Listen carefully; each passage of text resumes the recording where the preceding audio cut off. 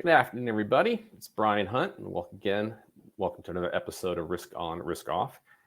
And I'm very excited for this show today, and let me tell you why. I think we all know, when we cover this topics, I like to try to cover about risk, and that's where, and risk might be, insurance and risk management, but there's a bigger picture with respects to risk. I think we've all, over the past couple of years of the pandemic, realized that things can happen on the other side of the planet that could definitely impact your home, your family, your business immediately. And just want to set that stage. Earlier this year during the World Economic Forum, which happens every year, they put out a paper and a term came out that sort of caught a lot of people's attention. And that term is called polycrisis. And what that term is trying to refer to is what this current environment is, that we have a whole lot of different risks that can or may happen at the same time. And as a result, could really disrupt your operations. And as I tell people in the past, the world of insurance and risk is not, it's no longer a situation where you can buy insurance, pay for your premium, and see your broker next year and play golf. Risk in enterprise risk management, thinking holistic, is an ongoing process. And that requires you to understand what's going on beyond your fence line, and not just your property, or your property, or your job sites, but what's going on other parts of the world, whether it be a pandemic, supply chain disruptions, war, which I think we've all seen in the past couple of years can disrupt your operations. And as a result, what goes on day to day can be impacted by the other side of the planet. So setting that stage, though, only a couple of years ago, let me say about 15 years ago, almost 17 years ago, one night I was sitting there watching C-SPAN on a Saturday night, having a drink, running with scissors. And I ended up finding a presentation by a gentleman by the name of Thoms P.M. Barnett.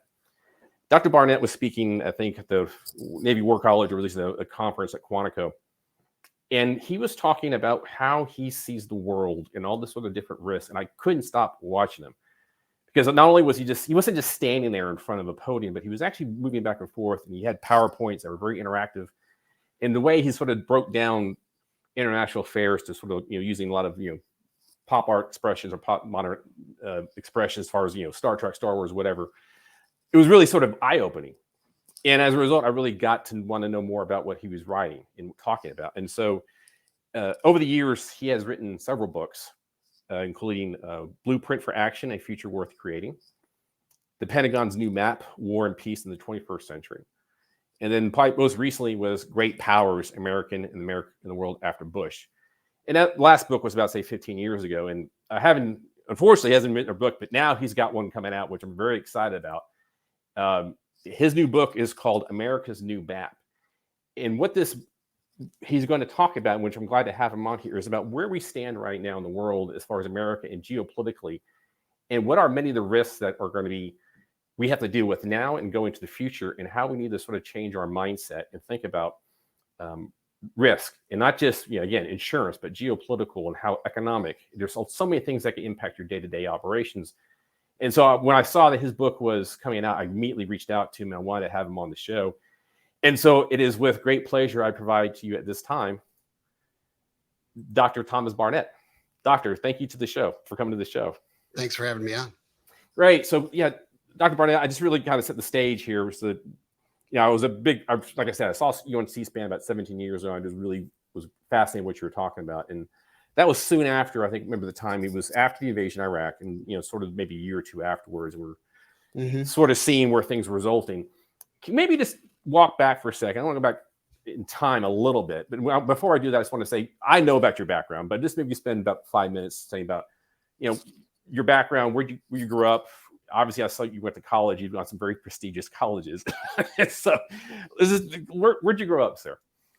I grew up in a small rural community called Boscobel on the Wisconsin River. And I had a Tom Sawyer-like childhood, really very pleasant. And after that, took off to the University of Wisconsin-Madison, where all my siblings had gone and my parents. Then got accepted by Harvard into a Soviet studies program, turned that into acceptance into a PhD political science program. Finished that up right around the end of the Cold War, which was kind of apocryphal for me because I was writing my dissertation on the Warsaw Pact. Wow. So I didn't have to write any predictions about the future. because the whole thing fell apart, as I was typing, my last chapter. Yeah. I was in the unenviable position of being known more as a Soviet scholar than anything else when I tried to look for a job down in DC. Mm-hmm. Eventually landed with the Center for Naval Analyses, sort of the RAND for the Navy and Marine Corps. Okay. Great finishing school. Did about 8 years there. Started developing this brief on my own that looked at the future of the world that just has been with me for the 3 decades since. Yeah. And it's, I don't use any of those slides from way back when, but it's been an evolution, all those 30 years, Yeah. add one, lose one. Sure. So it's been a fairly mature product that I have turned into books at various points. And after CNA, I went to the Naval War College for 8 years as a professor and ended up working for Art Sobrowski, Vice Admiral Art Sobrowski, father of net-centric warfare, in the Pentagon, in the Office of Secretary of Defense under Rumsfeld. I got pulled in right after 9/11. And that became the Pentagon's new map and all the attendant speeches around the world and everything involved with that and all the publications. And I left government about 2005 and have worked in a series of technology startups since, keeping my kind of journalistic strategist career going on the side. Yeah.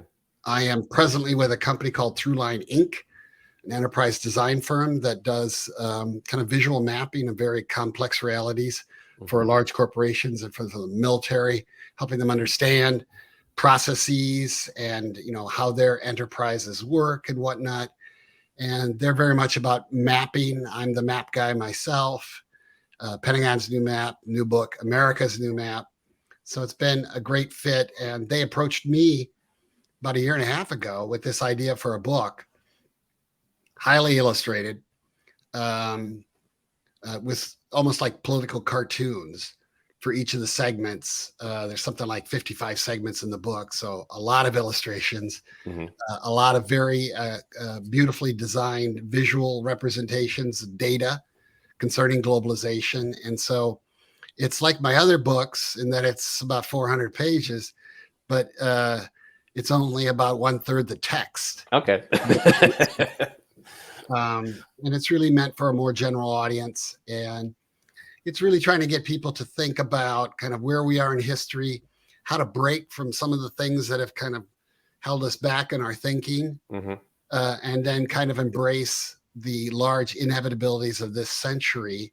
And on that basis, start to think about some of the things that, well, from a boomer perspective, or maybe even a Gen X perspective, seem kind of inconceivable. Yeah. But won't be inconceivable mid-century as we confront these various trends, and will really be the purview of millennials and Gen Zs and Gen Alphas.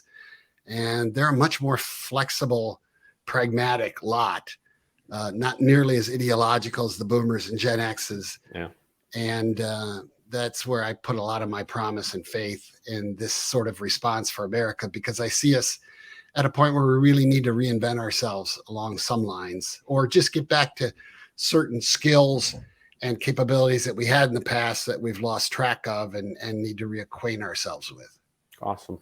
So maybe we can just walk back a little bit. And so from like I was talking about when you came on my radar and I saw you on C-SPAN and in your book, the last book you wrote. If you think about it, let's think about where we were, I guess, 15 years ago, as far as where we stood in the world geopolitically, as far as at that time, what the position of Russia, China was still kind of rising, but not where the situation we're talking now. We were the main colossus, but we just invaded Iraq.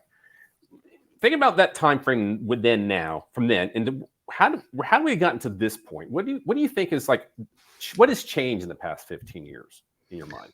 Well, to dial it back back to what I would consider the origin story for modern globalization, we took the internal rule set of states uniting, economies integrating, infrastructure galore, investment, cross-investment, all these things that kind of knitted together 50 states and made us the most productive and economically hefty country in the world. Mm-hmm.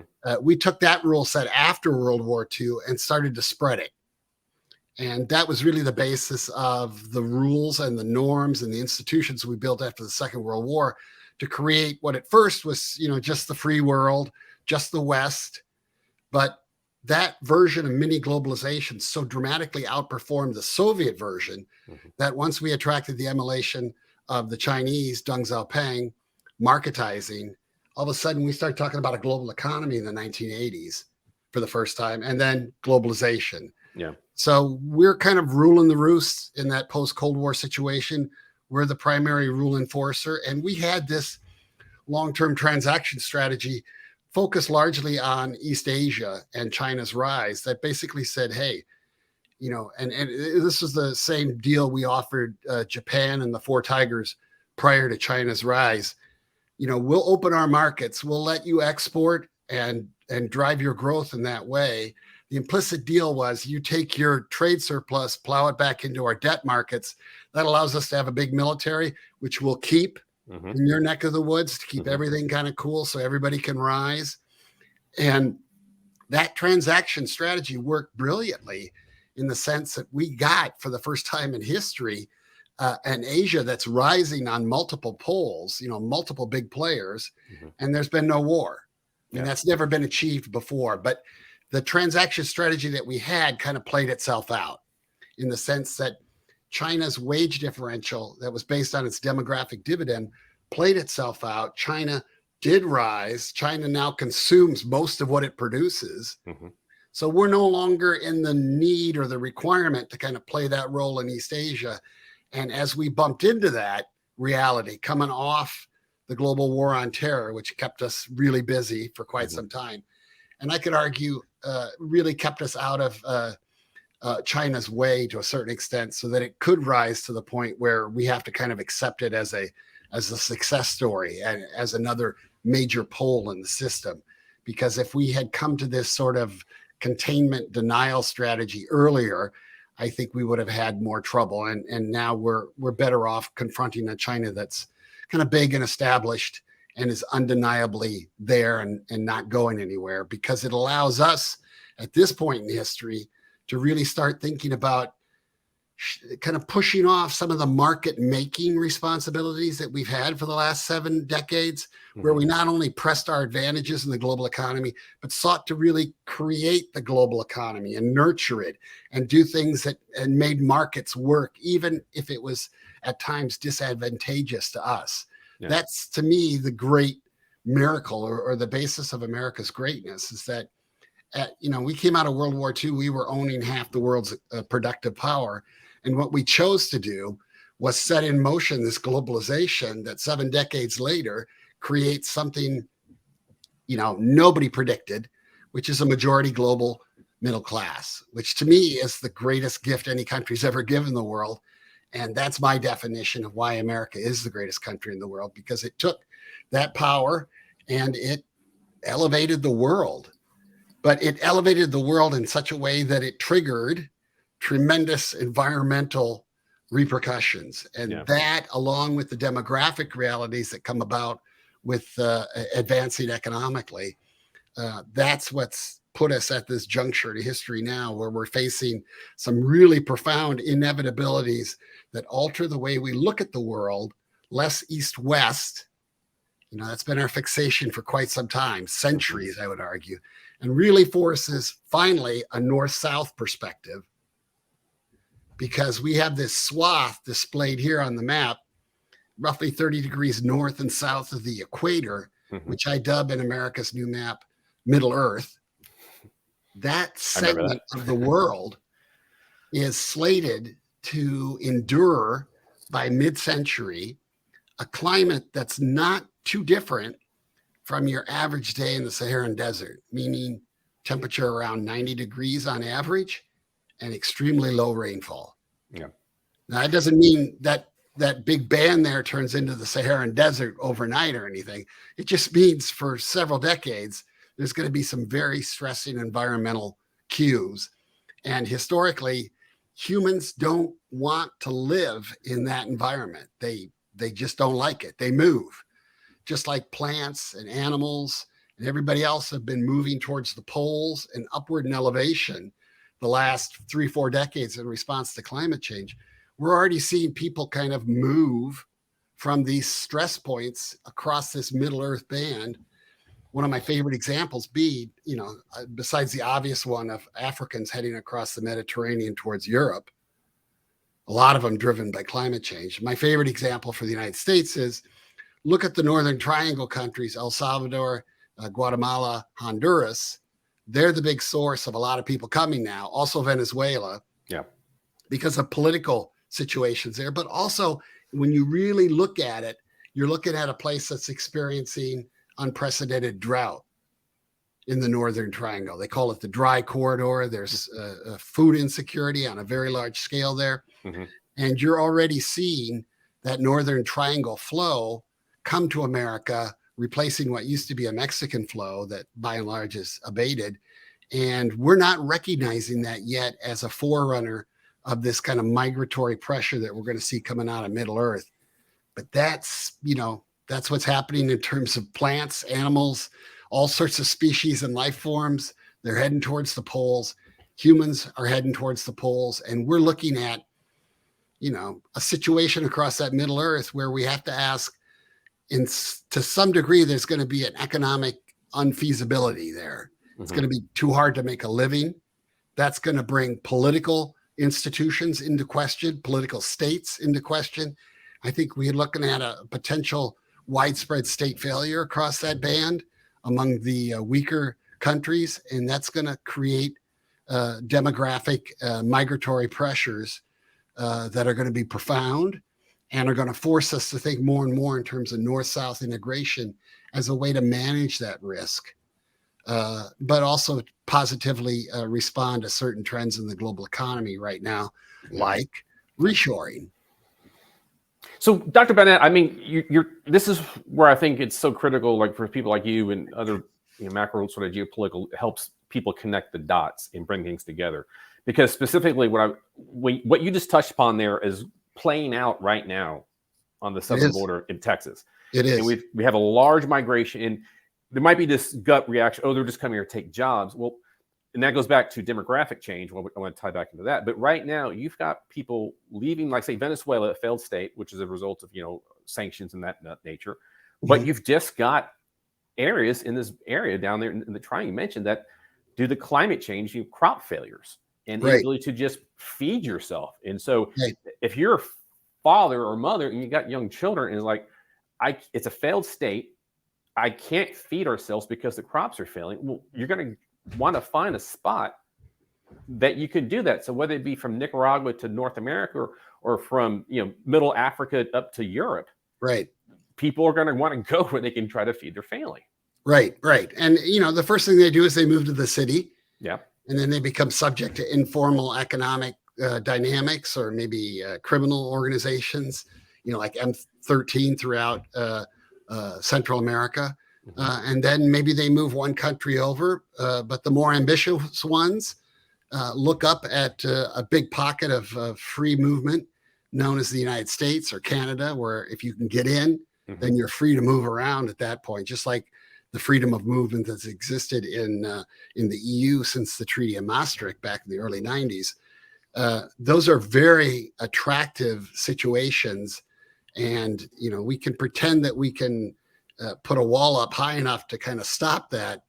But that is a profound human instinct for survival. And we can address it one of two ways. We can work to create more resiliency across that Middle Earth band by creating enough political and economic certainty to get the foreign direct investment to come to make that kind of activity and that resilience building come about, because I don't think you're going to get it done with aid. Yeah, I think it needs to be foreign direct investment. So you got to change the risk environment throughout Middle Earth, but then you're also going to have to accept a certain amount of flow in your direction, because when you look at the grand scheme of it, it's roughly 14 million square kilometers worth of land that we're talking about across Middle Earth, roughly 2 Australias, that it's going to become kind of unusable, unlivable. it's going to be kind of zeroed out, sort of like the Sahara Desert is kind of a zeroing out of population and economic activity in Africa. Meanwhile, you're going to see roughly the same amount of land open up in the northern quarter of the globe. So across Canada, across Russia, those situations, to Australia is basically moving from Middle Earth up to the northern quarter. That tells me historically, people are going to move to take advantage of that or to find relief in that. And, Russia's been a country that's had large migrations. It's deeply underpopulated in terms of population density relative to the world. Canada, the same thing. United States, the same thing. I mean, we had pioneers and waves of immigrants who came in to take advantage of cheap land and 40 acres and a mule and the Homestead Act and all that kind of stuff. And we're looking at another one of those periods in history where we're going to have to accommodate a certain relocation that in many ways dovetails with the larger demographic reality that is that Middle Earth, the global South in general, remains historically fertile relative to the rest of the world.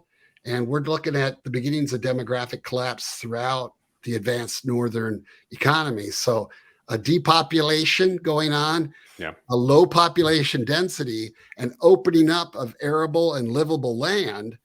Those are really profound attractors and dynamics that we can kind of turn a blind eye to, or we can look at it as a strategic opportunity and a strategic risk to be managed. And if we look at it like that, then the bottom line message of my book is start building structures north to south, economic structures, social structures, political structures, trade structures, spreading the risk structures, anything you can build southward to kind of incorporate those parts of that southern exposure that you have. For the United States, it's basically Latin America.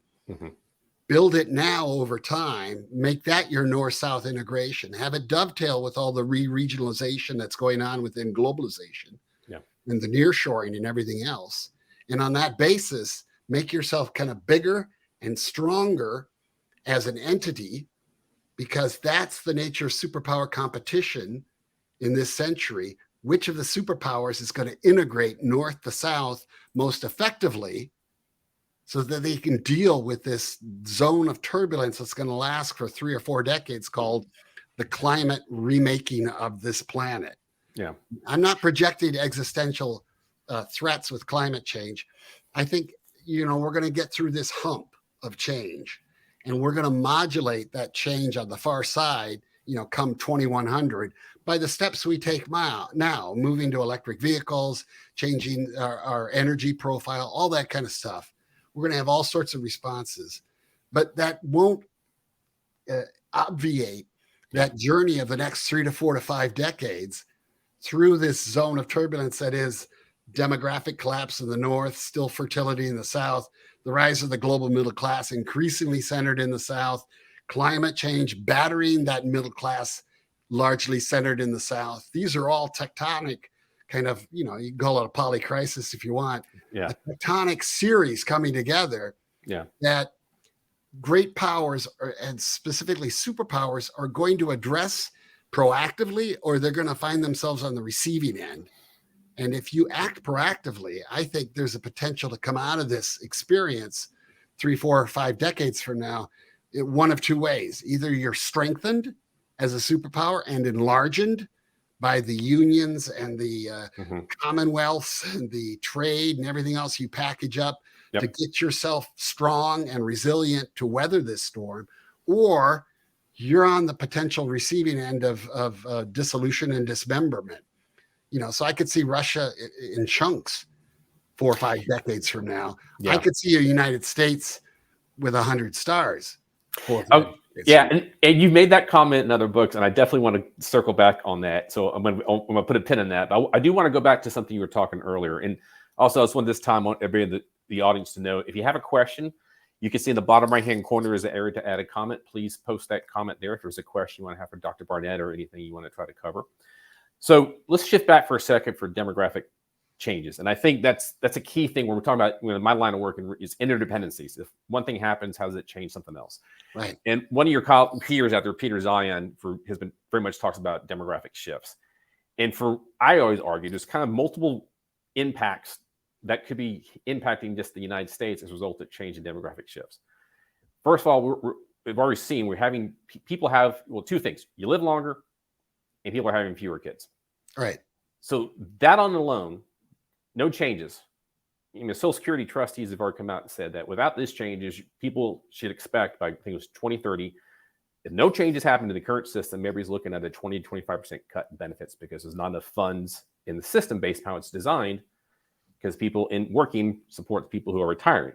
Right. You got fewer people working behind you, then you're coming into a financial hole. And so that aspect, if ever here watching this, if there's no change whatsoever to Social Security, and based on current growth rates, everybody's going to get a cut in benefits. And then in my line of work, I work a lot with clients who are heavily involved in construction.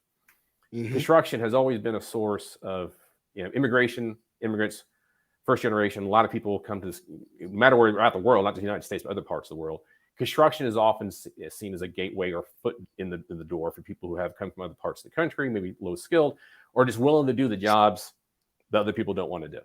Right. And especially in construction, you go to a job site, most people, the roofers, the framers, they're not from the United States originally. And there's maybe a question whether they're here legally. Strong Latino presence. Correct. So in that aspect, with this concept of the forward north migration from Central South America, and like we've all talked about earlier, isn't there just a flat out need?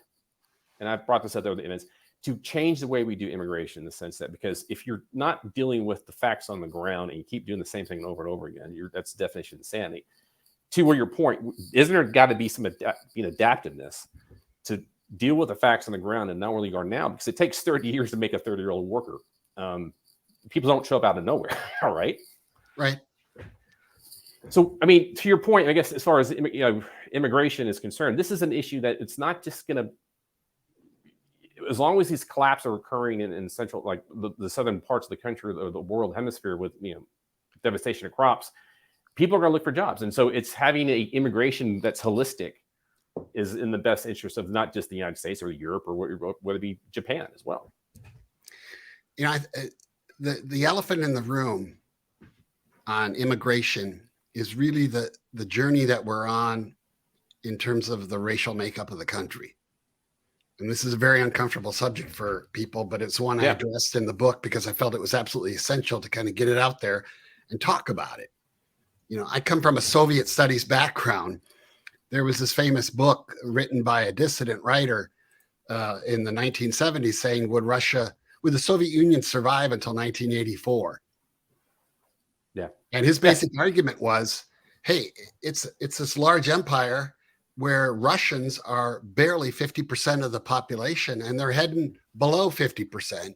And there's no way you can kind of hold that together along those lines. Mm-hmm. And, guy was off by 6 years. I don't think that pressure was predominant. And yet, there was some underlying truth there that it was an idea that was held together in terms of competing ethnic identities. And when given the opportunity, most of those identities, ethnic groups, subordinate vassal states checked out and joined the EU and joined NATO as recently as Finland and Sweden coming in on the heels of Russia's invasion of Ukraine. So, I think you could almost write a book now, will America survive until 2044? Excuse me. 2044 is the putative year when whites in America are going to become a majority minority. And if you think about it, going back to the history of this country, America, the United States, is about 80% white at its origin. Mm-hmm. And that white profile or share rose to about 90% steadily up until about 1950. Yeah. And then we have the Immigration Act changes in the mid 1960s that opened up, got rid of the kind of country quotas. And what used to be largely a flow from Europe, kind of reinforcing white identity in America, became this flow from Asia, from Africa, and overwhelmingly from Latin America. Mm-hmm. And that set us on this 50-50-50 journey, as I call it in the book. From 1950 to 2050, the white share gets cut in half to less than 50%. Mm-hmm. And you got to address this elephant in the room, because there's been no country that's ever undergone that kind of shift in that time frame. A century sounds like a long time, but quite frankly, you can measure it in my life. Yeah. I wasn't born that far after 1950, and I'll probably live to 2050. So in one person's lifetime, we're talking about a fundamental remaking of the racial makeup of this country. Some people are very okay with that.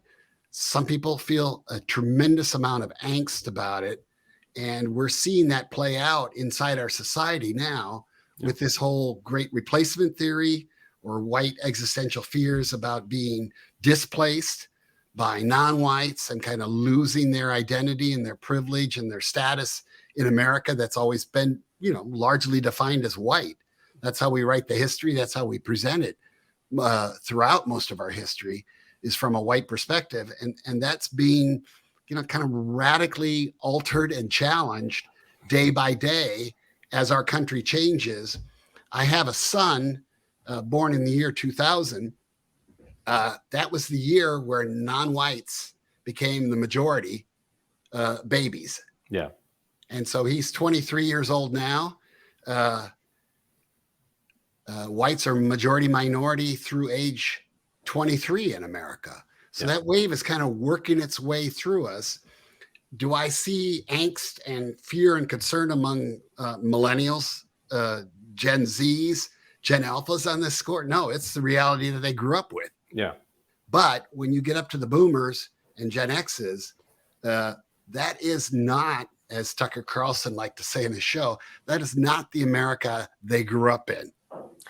It isn't that you made a couple great points there. I mean, fear is one thing. People have a fear of losing what they believe is the case, or maybe a fear of losing their control. People like power. I mean, people don't like to give up power voluntarily. So if they like the world to revolve around them as much as possible. Yeah, exactly. But isn't that also just a dear, as my old high school teachers tell me, those who don't study their history didn't repeat it. I mean, I could go back to the 1800s, and my families, we were Irish, and you landed off the boat, and everywhere throughout New York and Boston was NI, no Irish need apply. Right, and you weren't considered white at the time. No, well, we were not. And then even down here in Texas, where we have pockets of immigration back that was settled the state in the Republic, then you have Germans, and Germans were not welcomed into this country when they first came across. There was a fear of that, and so look how the Europeans call everybody from the Middle East a Turk. Correct. In Europe. Just like we called everybody from Europe who didn't speak English during the Civil War, we called them Germans, whether they were or not. Yeah. But isn't the fact immigration, for the most part, I mean, at least I would argue here, especially Texas is growing rapidly, and it's an economic powerhouse. But a lot of that is a direct result of, it's business culture and maybe less taxes, less regulation. But there's also immigration, because I grew up here in Dallas, and I always make the joke, when I grew up in Dallas, I was born here in 1970, in Irving, where the Cowboys used to play, my restaurant choices were like Pancho's Mexican restaurant and like First Cafeteria. That's about it. It wasn't. But now, as we fast forward to now, and this is now going to be by 2030, the third largest metropolitan area in the country. And I can tell you from that out, driving around, it's amazing the demographic shift that you've seen, in the sense that you have such large pockets of Korean immigrants, Indian immigrants, Chinese. And with that brings, if more people come, you got to build more homes and office buildings, and that brings growth. But then so does with immigration comes innovation and entrepreneurship. And they tend to be company starters on average. Yeah. They found companies more, and there are studies after studies that say they're a net addition to the economy over time. And I'll make this point to follow up yours. Texas is white majority minority already. So is California. So is Arizona. Yeah. So are a number of states. Florida's heading toward it. So are every major metropolitan area in the United States, in addition to everybody through age 23. I mean, so this is baked into the system. We are seeing, though, pushback, and we're seeing all sorts of things slated for conservative causes that really are about, at their core, kind of beating back this sense of they are coming and changing our identity and our values and our central place in America's identity. Mm-hmm. And that's, this is why people are talking about civil war and large-scale political violence. And you have things like the January 6th insurrection, where, Daniel Pape from University of Chicago did a great study on this, looking at everybody who was arrested on January 6th. And the one thing you could find that really united them is that they overwhelmingly came from counties where the white population share was dramatically dropping. And, I don't recognize these people. I don't recognize this world. I'm not comfortable with it. It's not the America I grew up in. And it seems like, these people are kind of changing everything. Yeah. And you get that kind of response, which is, very, very negative and very much pushing kind of internal strife at a point in our history when I would argue, for the reasons that I cite in this book, the demographic, slowdown that we're experiencing, the reality that, immigration, for example, gives us this perpetual kind of demographic dividend because it brings in people in the working age range. Very few kids, very few elders among immigrants. We get workers that kind of constantly keep us in good demographic shape. And without them, we'd be experiencing demographic population declines over most of our country. And that's almost all due to Hispanics, Latinos coming up from the South. So if we didn't have that, we'd be looking like Italy or Japan right now. And I think we'd find that very scary. And to the extent we do get a glimpse of some of these things, closing of schools in communities, like that is happening across Italy, across Japan, those are scary portents of a rapidly aging future. And middle-aged, older countries, they're not active. They don't invest. They consume. Yeah. They have a short-term lifespan, attention span in terms of thinking about the future.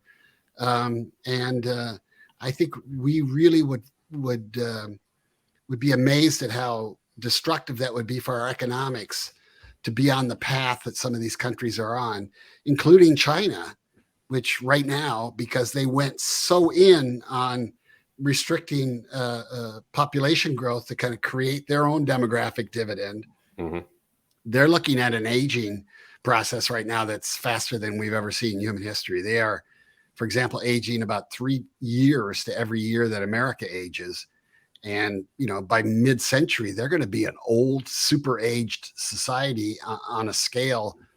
They're going to have more old people than America has people. Wow. That's mind-boggling. It is. It really is. That's mind-boggling. So I do want to come back to China before you're done, but let's pivot back to what you talked about earlier, as far as the integration or expansion, maybe sort of like economic, whether it be expansion of the United States or the expansion of NAFTA or whatever they call it these days, or even the EU. USMCA. Yes, they changed the terms. Mexico, Canada, America agreement. Yeah, because remember your prior book, and you made this comment earlier about adding stars to the flag, which I know exactly what you're talking about here. Would you maybe walk through, as we stand now, and where you project this into the future, the next 25, 50 years? Sure. How do you think that might play out, whether it be the United States or the EU or even China? How do you see that sort of playing out? Well, the first thing I point out is the historical example of America. We started as 13 colonies. Each of the colonies had their own currency, army, navy, flag.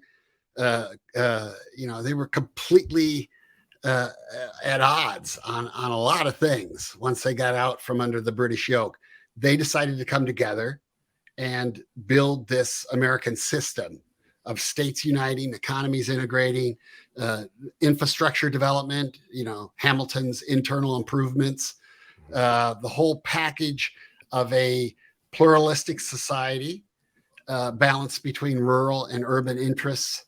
That system went from 13 colonies to ultimately 50 member states, adding a star to the American flag every 3 to 4 years for the first 17 decades of our history. Mm-hmm. I also like to point out, America constitutes or is comprised of 574 sovereign Native American nations, in addition to those 50 member states, Mm-hmm. in addition to 14 territories, 9 inhabited, 5 not inhabited, and 1 federal district. So when you look at the makeup of the United States, our recognized federal entities, are way beyond 600.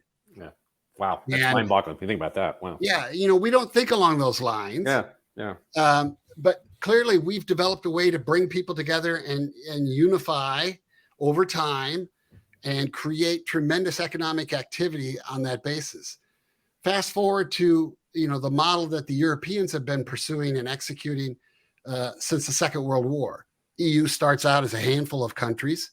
Now it's 27 after the British exit.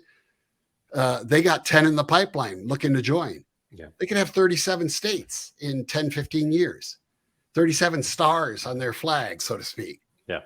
And conceivably, as they get pressure from North Africa and the Middle East in terms of the kind of climate change and the migratory flows that come from it, you could see them expanding around the Mediterranean and being a union that's, more than 50 stars before the end of the century. And wouldn't that be something? Yeah. If the United States, stuck in its ways, was still at 50 stars while the EU kept building and adding successfully. It's not called imperialism. It's not called, invading your country. It's not called being overbearing. It's the succession process where the Europeans basically say, if you can make and harmonize your systems so they're more like ours, we'll let you in. You'll pool your sovereignty with ours. We'll create this larger common market. We'll all become more powerful players in the world through aggregating our resources and our populations and our strengths than if we went on our own, which is the theory that the British are testing right now with I was global about to go grid. with that. Yeah. I said, good luck with that one. Yeah, really. Because there's nothing in this future that I paint that says, Honduras, you're better off going it alone versus joining something bigger, Mm-hmm. For any country. So if you say America has that skill set of state accession, the Europeans have been using it brilliantly. China's been adding back bits of the Middle Kingdom for the last 6-7 decades, if you've been paying attention. Yeah. Russia, after losing its Soviet empire, has been clawing back portions, and we're dealing with the latest iteration of that in Ukraine. Yeah. India started out as 2 principalities way back when, at the beginning of its independence, and now they're up to a number of states, adding a new one just in 2014. And it's very much like looking at America sort of carving up our portion of North America and turning it into 50 states. India has been state building within its own borders for the last 4 or 5 decades and becoming, this tremendous collection of states, all of which, just about all of which population wise are bigger than, any state in the United States. Yeah. So you're looking at the 5 major superpowers, kind of Russia residual, China definitely risen, India definitely next up to rise, Mm-hmm. Europe very successful, and the United States. Looking at that package, the EU already does 70% of its trade inside the EU. Tremendous trade integration. East Asia, that internal trade integration's up to about 50%. North America, only 40% after three decades of NAFTA. And if you go down to Latin America, the trade integration there is minuscule, in the teens as a percentage of total economic activity. So that we're like the underperforming player in this situation. So when I look at America, we've got a history of growing our union. EU is doing it successfully now, showing it can be done in a modern context. Mm-hmm. Can we start thinking about presenting our part of the world, the Western Hemisphere, a track towards membership in larger, redefined American unions as a way to get them to alter their behavior and improve their situation, just like, say, the EU has done with the Balkans. I mean, they've gotten countries that were at war with each other and experiencing civil conflict 20 years ago to really shape up, get themselves in order so they could join a larger EU. I mean, we can do the same sticks approach that we've had to Latin America for the last several decades, or we could offer them the most attractive carrot out there, which would be membership track towards a larger redefined America. And on that basis, I think we could create all sorts of growth opportunities for our country, address the momentous risk profile that is climate change, and which will drive these people toward our borders if we don't make that kind of effort with some proaction between now and, when it really peaks in the mid-century. So to me, this is a chance to kind of return to our roots, rediscover America as this integrating force, keep pace with the other major players, the EU and East Asia right now, India in the future, and really bulk ourselves up because, we've been the center of global demand for a long time. We're only 330 million people. China comes on with its 1.4. India comes on big time over the next few decades with its 1.5 billion. Yeah. I'm looking at 1 billion Americans in the Western Hemisphere now. We're just not organized to have that kind of collective heft and trade integration and strength. And I think this is the big opportunity going forward for the United States. And it's something I'm excited about and want to get other people excited and thinking about, because the alternative that we have now seems to be throwing up border walls and kind of talking about, white only enclaves for the radical right in parts of our country. That to me is a very scary, divisive, self-decimating path that I would like to reverse and start to think more externally about how we can grow this union, do it in a way that's ethical and advantageous for our neighbors, that helps us deal with what's going to be some tremendous stresses this century, and brings us to the far side of that experience, that turbulence, a bigger and stronger America. Because almost every generation in American history took an America that was yay big and made it yay bigger when they were done. And the boomers, to their discredit, are really the first generation, having seen in their childhood Alaska and Hawaii added as non-contiguous states.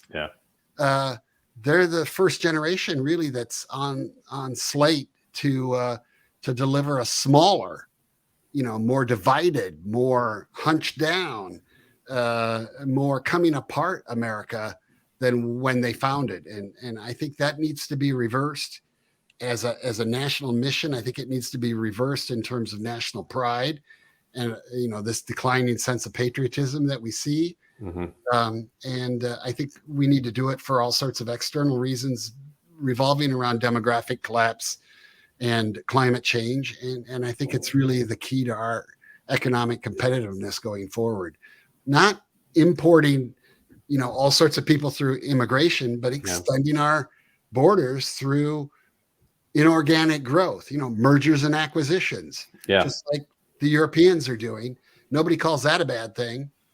And we need to reacquaint ourselves with this possibility, because I think it's the way out of this demographic fix that we're going to find ourselves in. And it's our way forward on climate change in our hemisphere. The old adage, demography is destiny. And I think back to your point, and just throwing a wall up and not addressing the root issue of some of these issues is you're just kicking the can down the road. You're not addressing. We're just going to get older faster. Yeah. Amen.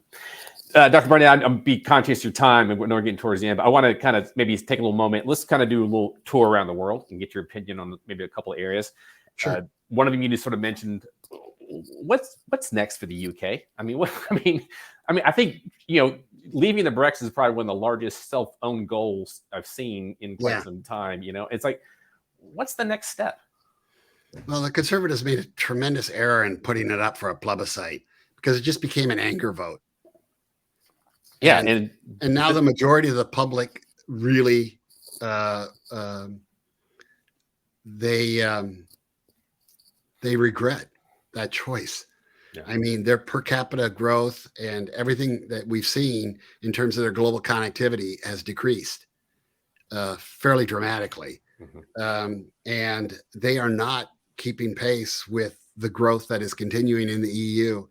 And they have become, to my estimation, far less integral in the councils of great powers on the basis of their self-destructive journey. I think they're very much a a lesson for the United States as to where this takes us. Yeah. Because if we want to be Japan in 30 years, we're definitely on that track right now. Mm-hmm. We can get smaller and smaller. You know, people don't realize, we've been like this huge driver of global consumption, which makes the world kind of revolve around us. Well, that share is going to get dwarfed by Indian and Chinese spending in the future.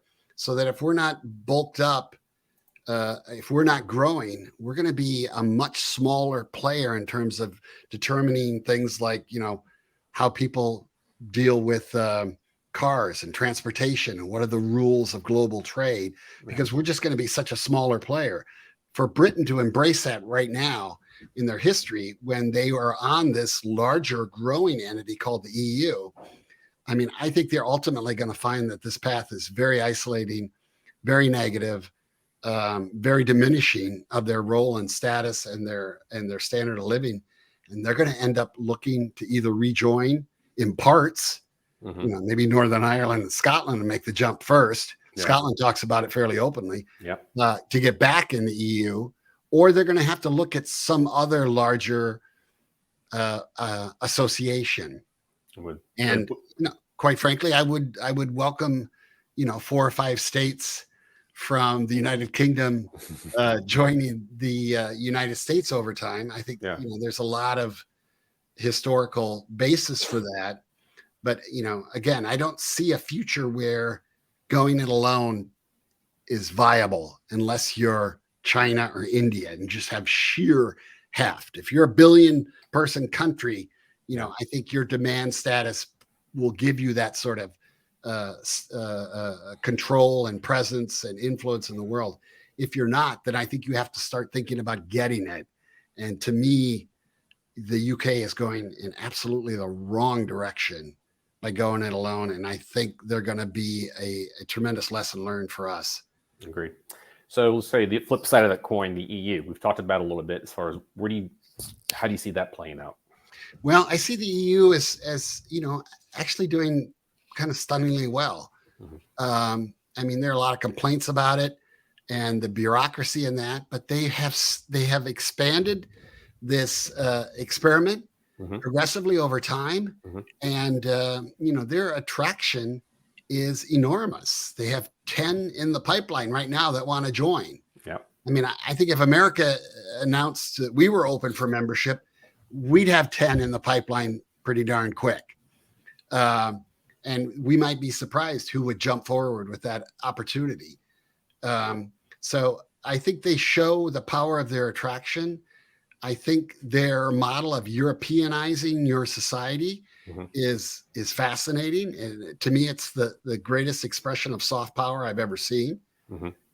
And it is so scary, quite frankly, their success, that it drove Putin to invade Ukraine, not out of any sense of strength, but out of sense of fear. And what did he get for it? He got Sweden and Finland joining NATO, and he got even more desire among former Soviet republics to join the EU. And to me, that just shows the power of that model and how they're on the right track, and how Russia is very possibly heading towards dismemberment. And that brings to the next country I want to talk to, was Russia. And obviously, with your background, you probably know more about this than I know. Well, the Russian Empire, historically has been an underpopulated equation. Mm-hmm. And so they have survived by making deals with sort of border tribes to enforce their borders, to kind of keep them stable. Mm-hmm. And that's the Cossacks and a bunch of others, the Tatars and whatnot over time. and they still haven't really altered that equation. They're depopulating, they're losing population. They're aging fairly well. They're actually holding their median age fairly well because people are dying a lot earlier. They have low life expectancy. Yeah. It's kind of sad. Yeah, it is.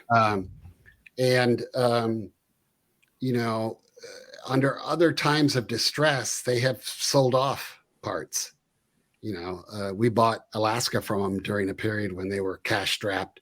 I could see China with a lot of dough on the books, kind of buying their way onto the Arctic Council, let's say, by taking back Russia's Far East, which was part of China until the 1860s.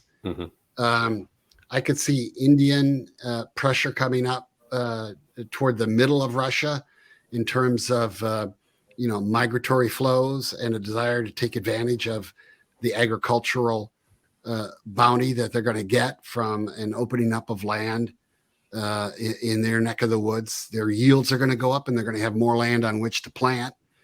They don't have the population to do all that. So could I see an influx of Indians and Central Asians over time? Absolutely. And could I see some pressure, almost like the split that you saw in Ukraine between kind of Europe, Ukraine, and Slavic Ukraine? Could I see a split in Russia between European Russia versus kind of more Central Asian Russia versus more East Asian Russia? Yeah. And I could see,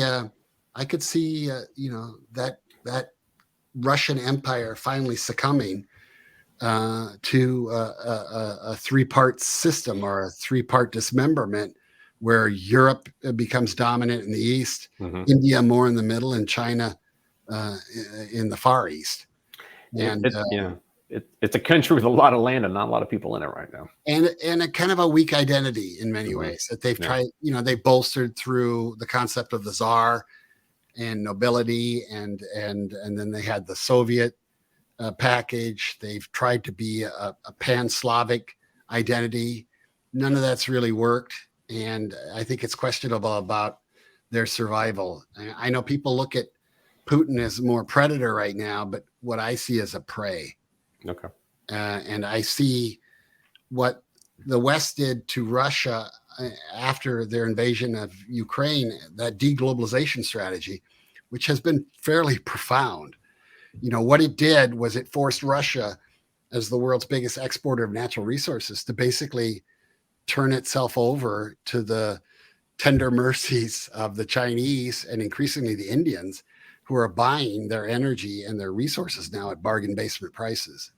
So he's impoverished and disempowered Russia relative to the two big rising pillars in Asia right now. And I think that also bodes very badly for Russia's future. The upside argument is all that land, all that Arctic, can deals be made? But the longer Putin and this sort of revanchist instinct goes on, I think the chances for Russia's dismemberment grow and grow. And that's the weird thing, the very behavior that he instigated, supposedly to prevent Russia being devoured by the world, is ironically making that a lot more possible. I mean, is it part of the equation? I mean, who knows what Putin thinks, but do you think that was part of the equation? Like either do this now or it's never going to happen, or I think there was this imperial instinct that it was do it now or lose the opportunity. And the old joke at the end of the Cold War was Russia's upper volta with nukes, and now I think the joke is Russia's becoming North Korea with nukes. They're largely dependent on their economic trade relationship with the Chinese, and they still have nukes, but what else do they have besides nukes? And as we've seen, the whole mutual assured destruction model of international relations is held very well despite this war, which throughout most of my life as a scenario would have been, this thing goes nuclear in 5 days. I mean, that's all the planning and the instincts. And this is the second go around, to be honest. We went through the Balkans. never started World War III. And, the Balkans have a history of starting world wars. Yes, they do.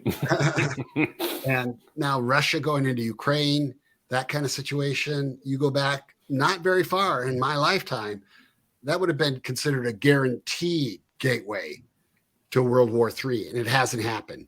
Yeah. So I think for those who worry about that sort of standard, I think you're really seeing the interdependencies or the lack thereof, alter the calculations that we've traditionally had about great power war. Russia's 3% of the global economy. Russia could be written out of Europe, with some pain, but they're doing it. Yeah. And Russia can be written in as a vassal state to China.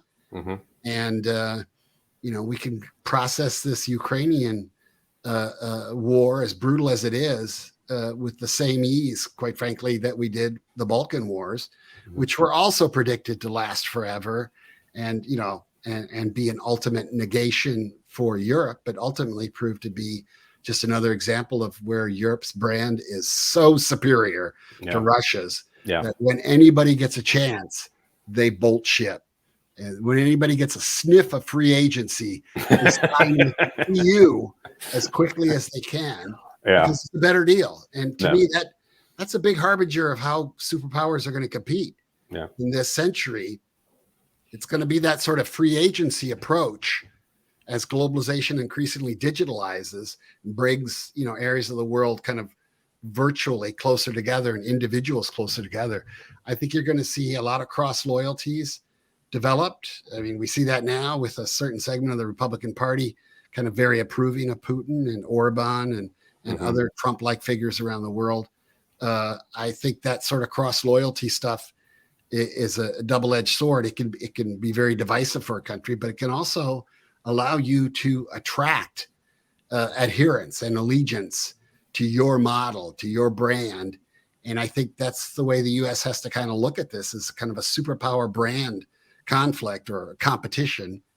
And that's what we call it in the book, a superpower brand war for allegiances around the world. Yeah. Specifically those involving this global majority middle class, which is, it's everything from productizing successfully to this consumer group to making it feel comfortable in terms of its political standing within its own country or within larger aggregate units. And then just, sort of avoiding kind of the conflict that we had when the West experienced an explosion of a middle class development, late 1800s, early 1900s. We got Bolshevism, we got fascism as two responses from left and right. We're using the same terms now. Republicans call Democrats communists and socialists, and Democrats call Republicans fascists. Yeah. And we're looking at ethno-nationalist strongmen appearing in various parts of the world. We had our bout with Trump.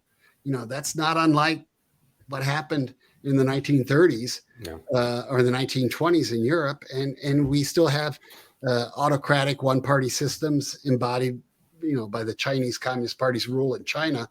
So the models, the alternatives, the conflict hasn't changed all that much, even though I would say the stakes are much greater, because we're talking, again, not just a fragment of the world's population as middle class. We're talking at more like 60 to 70% over the course of this century. So winning the hearts and minds and allegiance of that global middle class, to me, is how you maintain superpower status, relevancy, brand. Yeah. Exactly. And again, it's everything from how you productize and sell as corporations to this growing behemoth of demand in the system. And it's how you attract as a political and economic and security entity. And I could argue the EU has a model of political integration that's pretty darn successful. I could argue that the Chinese have a model called the Belt and Road Initiative, and their safe cities offering that goes with it, Hike Vision, Huawei, that Trojan horse. They come in and make your 5G networks work. And they develop a system with backdoors that allow them to spy on your entire population. That is a form of belonging that we may not recognize and we may despise, frankly, as Orwellian. but it's succeeding in parts of the world very dramatically. Yeah.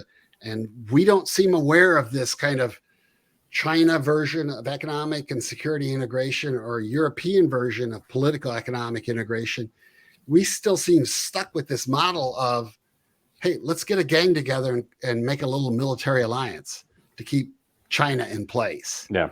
Let's Yeah. call it the Quad. Let's call it AUKUS, Australia, UK, US. Let's revive NATO. Let's do a military approach to this. And I don't think that works anymore. I think it's too narrow. And I think we're losing, frankly, to the Chinese across most of the world. And, most of the world I can't worry about to the same extent I feel I must worry about Latin America. And, good God, if we can't win with our brand in the Western Hemisphere, where are we going to win? If we can't deal with climate change in the Western Hemisphere, where are our efforts going to be more rewarded? If we can't out integrate Europe and China in Latin America, where in God's name are we going to out integrate them anywhere else? Yeah. So start with what you know, address the most close in problems that you're experiencing. I mean, what are we worried about now? We're worried about immigration. We're worried about reshoring. We're worried about climate change. These are all very regional kind of issues. I think we have to start thinking more about ourselves first and foremost, as the competitive landscape that we have long sought and encouraged has finally arrived. And there is a multipolar system.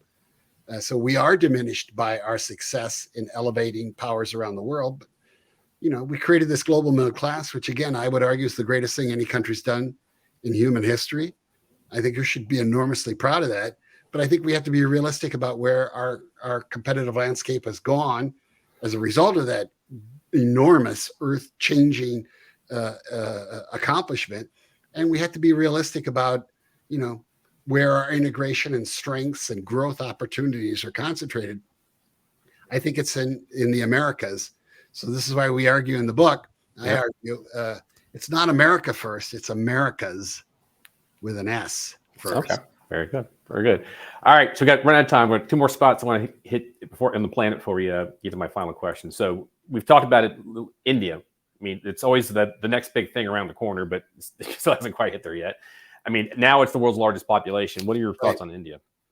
Well, India, India's the biggest demographic dividend that we've seen in the sequence that has kind of defined the post-World War II era. America came out of World War II kind of demographically unharmed. We didn't lose masses of our young men. Mm-hmm. We had losses, but relative to what went on in Europe or Russia and other places, we were demographically unharmed by and large.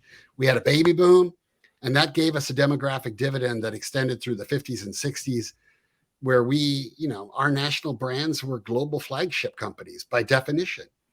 And we thought we were going to rule that world forever until China, 3 decades of population explosion coming out of World War II, appeared on the landscape. And then they had this new industrial model of policy, and we were blown away by their competitiveness and the way that they rose. And we said, my God, we've been surpassed. The Japanese are going to run the world from now on.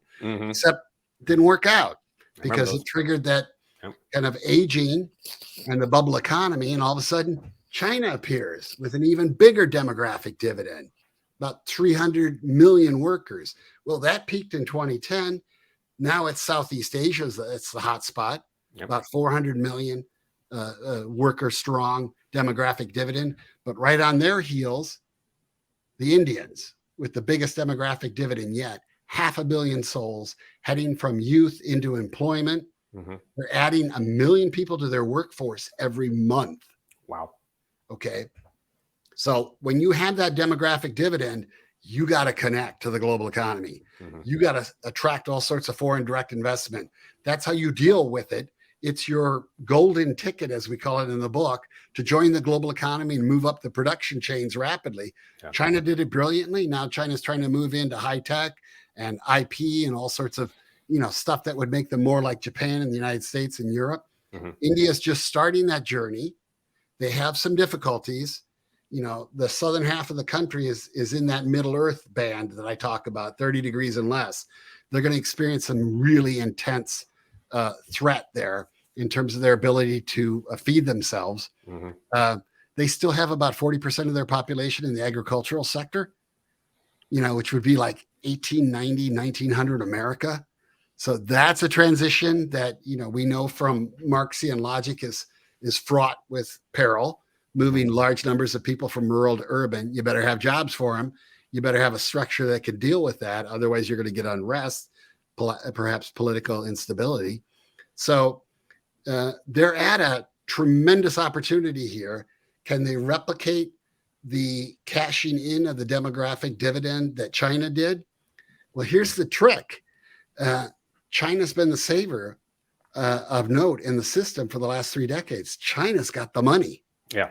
So when China moves up the production ladder, who do they slot in? Well, right now they're slotting in Southeast Asia. Mm-hmm. Increasingly, they need to slot in India to put their money to work where the demographic dividend is creating the most opportunity in the global economy. So you're talking about China and India, historically a fraught relationship, a war the year I was born, 1962, a lot of concern about encirclement from both sides. Yep. India looks at the Belt Road and sees a bunch of circles going around India, kind of locking it into place. Yeah. And so they got their own version of it as sort of a counter to China. So this to me is the big superpower danger relationship, but the great superpower opportunity relationship. Yeah. And our instinct is to kind of push the Indians into an anti-China containment strategy. The Indians are too smart for that. I think they know that they need China's investment for this thing to work, for their rise to be consummated. So in many ways, India stepping into kind of a mentee relationship with a mentoring China and all that money and all the foreign direct investment it represents is the careful relationship that has to unfold over the next 2-3 decades. It's going to be tricky. Yeah. To maintain coherence, India's dipping into a certain nationalistic toolkit. And that's always a little dangerous. Rising powers tend to be full of themselves. They tend to be more prone to warlike activities. Mm-hmm. China's already there, with a certain amount of aggression and a certain amount of self-confidence with their military.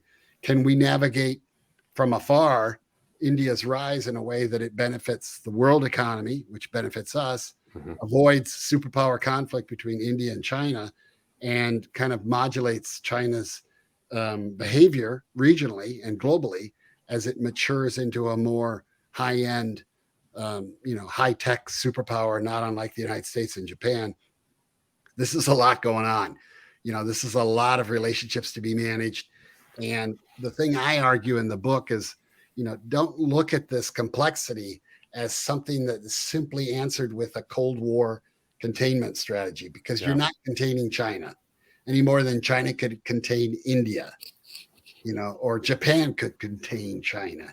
It's just not possible. You need to make yourself competitive in the way that you need to make yourself competitive, which for me is focusing on integration within the Western Hemisphere while we can, before we lose that to the Chinese, but also being realistic about, what kind of role India is going to play in terms of modulating China's behavior when they're getting in bed with them financially in a way that's unavoidable if they want to take advantage of their demographic dividend. And I want them to.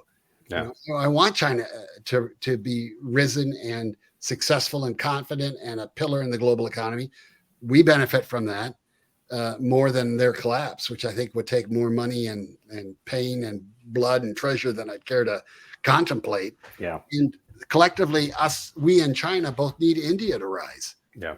So that, when that demographic dividend that is the Middle East and Africa hit mid-century with about 1 billion bulge worth of workers, that we're able to make that integration effort happen. Because if globalization stalls in its integration of India, then I fear for what will happen in terms of those who want to join next and take advantage of their own demographic dividends, specifically Africa.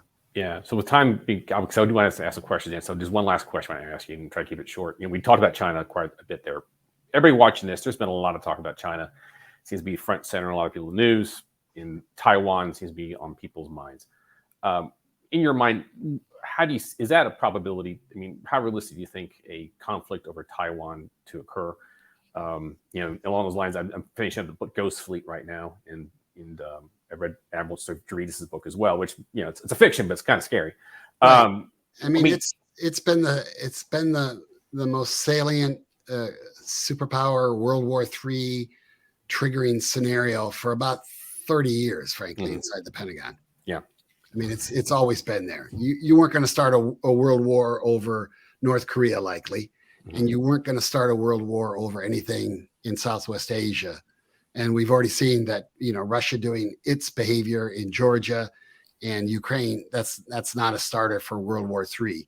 It is of a different character with Taiwan, because you're talking about the two biggest militaries and the two biggest economies in the system that are financially interdependent in a very profound way. China holds a great deal of U.S. sovereign debt.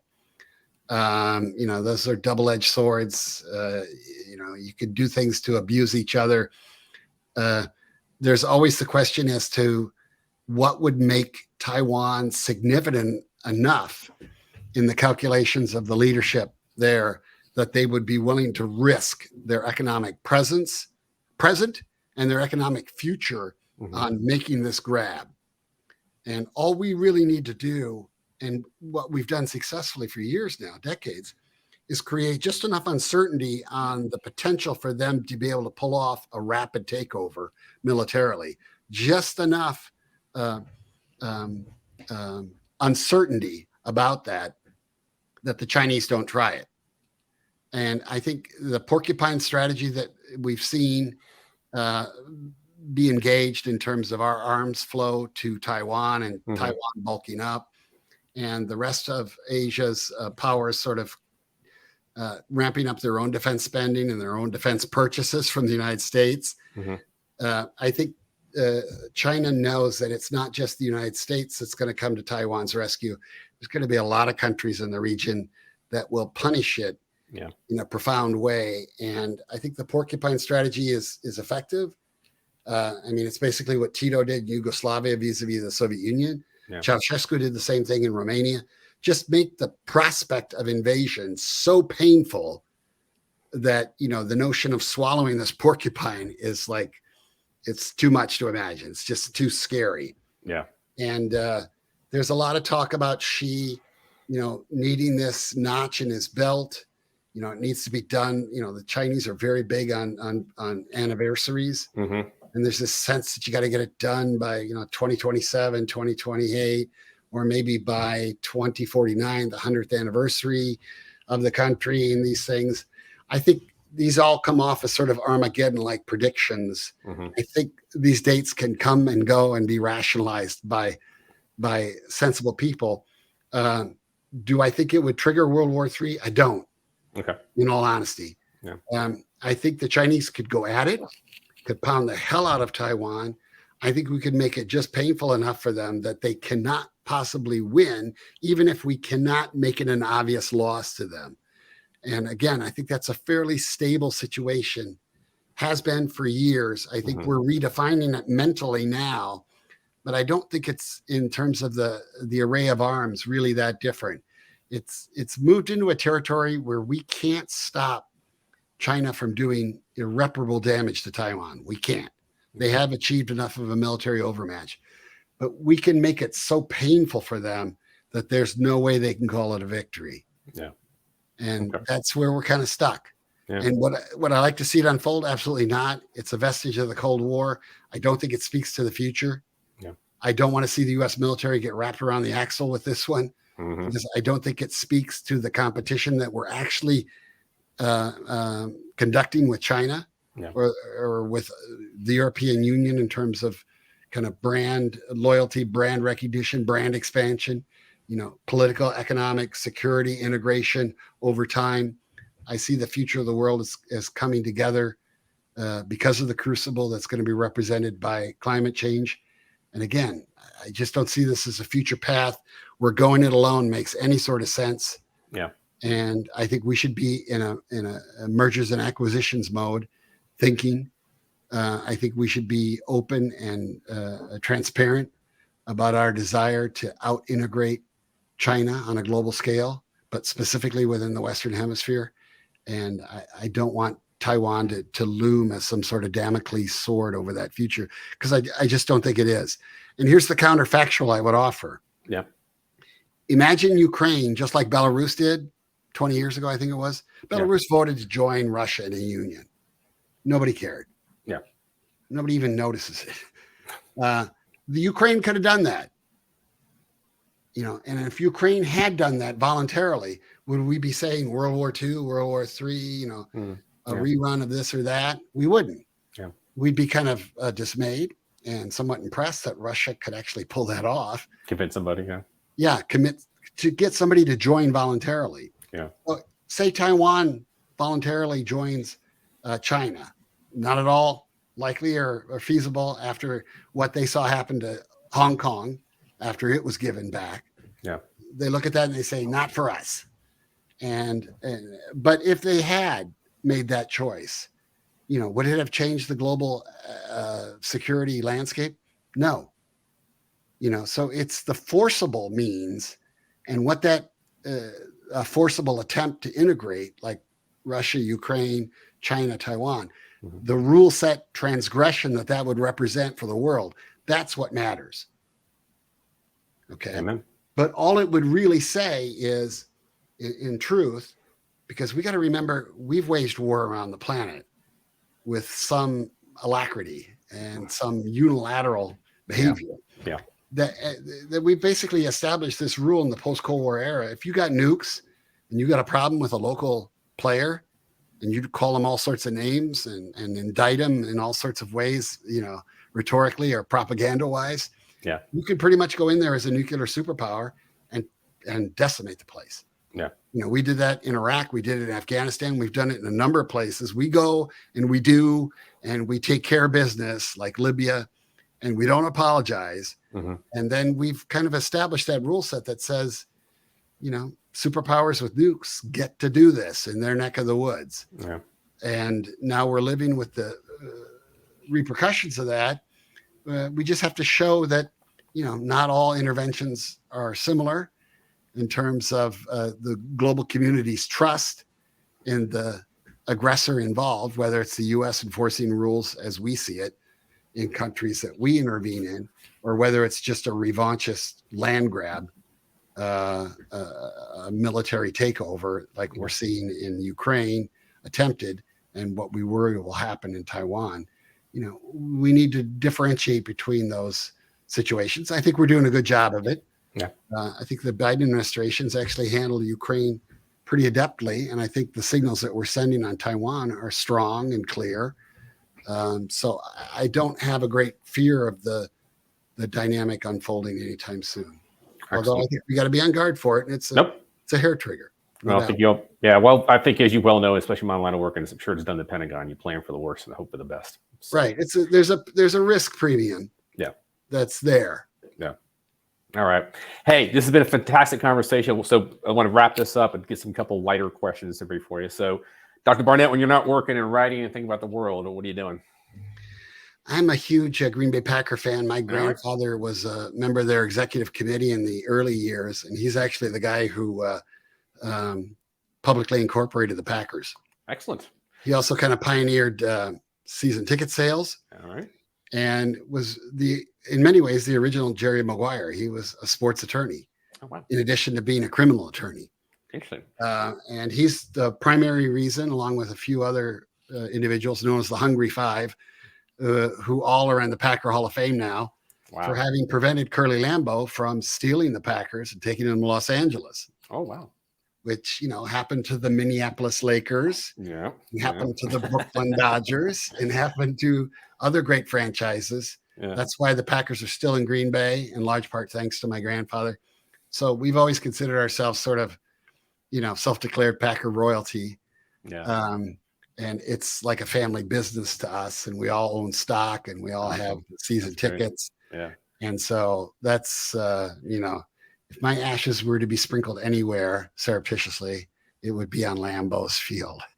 What are your thoughts for the coming season? Where now you got a changing quarterback. I think 8 or 9 wins is not inconceivable at all. Okay. I really do. I mean, I wish Rodgers well. I think he's probably the 7th or 8th best quarterback in the AFC, which is loaded with quarterbacks. Yeah. I think it's a much lower threshold for greatness in the NFC this year. I'm very optimistic, and I have a lot of faith. All you need is love is the new mantra. Amen. In Green Bay. All right. The other thing I do that's really big for me is a long distance bicycle riding. Okay. And how long we're talking? Well, for me, the definition of long distance is like a marathon length or more. Oh, okay. So 20, 25 miles on a daily basis. Excellent. Daily. That's pretty good. I'd get an hour in once a week. That's pretty good. You're doing that daily.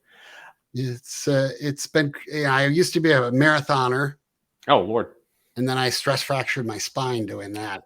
Change that. And my penalty for that is the best therapy I could find since has been bicycle riding. Excellent. All right. So I'm motivated, let's say. So you're a man of the world. You've seen the places with your travels. What are your favorite destinations? Top 3? Well, I've been and worked in about 50 countries, all 50 states. Yeah. I have a great love for San Francisco. Okay. Spent a lot of time working out there on base closures in the mid 90s. Yep. I love Iceland. I love Norway. I love Denmark. I love the Netherlands. I have a real Scandinavian bias, I guess. I've had the privilege of going to all those except for Iceland, and I gotta say I do, especially when the weather's good. It's kind of hard to beat Stockholm. So I love the sort of mindset of the Scandinavian countries, and I like the tolerance there. Yeah. And but I'm of German extraction. I've spent time in Germany and Austria, where I swear to God, it was just like walking around my hometown in Boswell, Wisconsin in the 1960s. Yeah. Same faces, same beer, same chicken dinners, same Farmer's Day, same faces, same names. Yeah. So I feel a lot of that. And, my father's side's Scot-Irish, so I feel a lot of affiliation there. But we're a multi-racial, multi-civilizational family. My wife and I had 3 kids. We adopted a girl from China after that, and adopted 2 from Africa after that. Oh, fantastic. So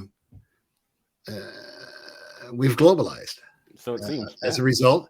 We've also created, it's kind of funny now, we're down to our 2 youngest girls, both of Ethiopian extraction. Okay. So my family has seen the white share of the population go from 100% down to the point where it's like 50-50 now. You're a microcosm. We're going with this, aren't you? And, it's been a hell of a journey in terms of teaching me stuff. Yeah. But, it incentivizes me to care more about America and what's going on inside the country, to worry about, the possibility of loved ones being killed or targeted or discriminated against in some way simply because of who they are. Yeah. That if being black and ringing a doorbell is enough to get you shot to death, that's a pretty scary environment. And it's another one of those things, I really seek to try to correct in my own little way with this kind of book, to kind of get people feeling better about America, its place in history, where we are now, what we're capable of, what we've already accomplished, and a path forward that would be, expansive, creative, inclusive. The Western Hemisphere is 45% white, basically, by my calculation, the Western Hemisphere. Yeah. And if America's heading towards 45% white, it's not like we're heading towards some place that the world's never experienced. Actually, the Western Hemisphere has been mixing Asians and Africans and Caucasians and Amerindians for 4 or 5 centuries now. And so in many ways, we're just normalizing with the neighborhood. Kind of and reverting one of the to the things mean. I like to point out is that, we're our own culture. the Western Hemisphere, the Americas. We're our own civilization, and it's very much globalized and kind of mixed and much more diverse than we realize. And it's a good civilization. It's worth defending. It's worth celebrating. It's worth enjoying. Amen. Hey, last question. So I've, I think geopolitical risk has gotten a lot of people's more attention these past, say, 5 years, especially what we've seen with pandemics. And, I read a lot. I read you. I read your books, Ian Bremmer, Peter Zion, Zareed Fakaria.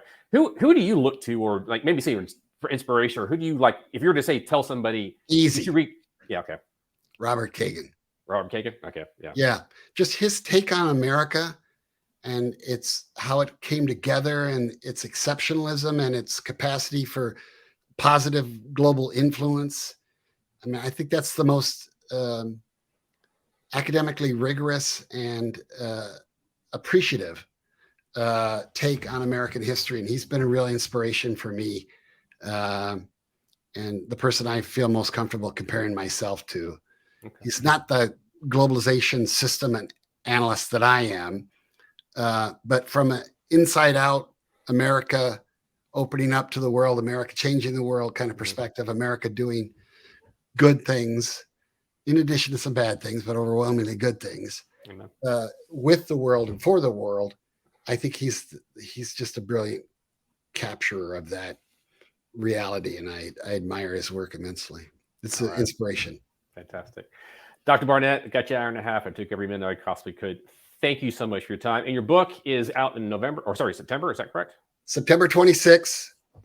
You can pre-order hard cover, electronic, audio book version. Are you doing the speaking on the audio? And even a CD version. They're selling it already. Okay. Expect to hear from Brilliance shortly about a taping. Nice. And I'm going to cross that off my bucket list. I've never actually taped a book. Okay. Very good. It's very exciting. Excellent. And, like most people who do a lot of public speaking, I'm fairly adept or comfortable listening to the sound of my own voice. I think I'm right there with you, sir. But as I always say, I'm my worst critic. I usually give a speech and I walk off the stage and I say, man, that was just terrible. Yeah. And then I listen to it later and I say, wow, that was actually pretty good. Yeah. And awesome. It's because I have the worst seat in the house. Is what I say. I'm standing behind this guy with a big head who won't shut up the whole time. And I never get to really hear the presentation. That's funny. Dr. Barnett, thank you so much for your time. This has been an honor and pleasure. I recommend everybody not only buy your coming book, but go back and read your prior books. I think it's behind. You're very kind, and I appreciate your support and this opportunity to speak. It's been a good interview. Thank you. I appreciate that. That means a lot, sir. Thank you, sir. Thank you so much. All right. Take care. Take care. Okay, everybody. That's been extra bonus session of Risk On, Risk Off. Again, I cannot stress enough, Dr. Barnett is a really sort of forward-thinking respect to geopolitical concepts. I've really enjoyed his prior books. You can go online and find some of his speeches at YouTube. And again, the book's coming out in September. Pre-order it. I've got it ready for Amazon, and I cannot tell you how much it's good stuff. It's very good stuff, guys. So again, until next time, everybody, thank you.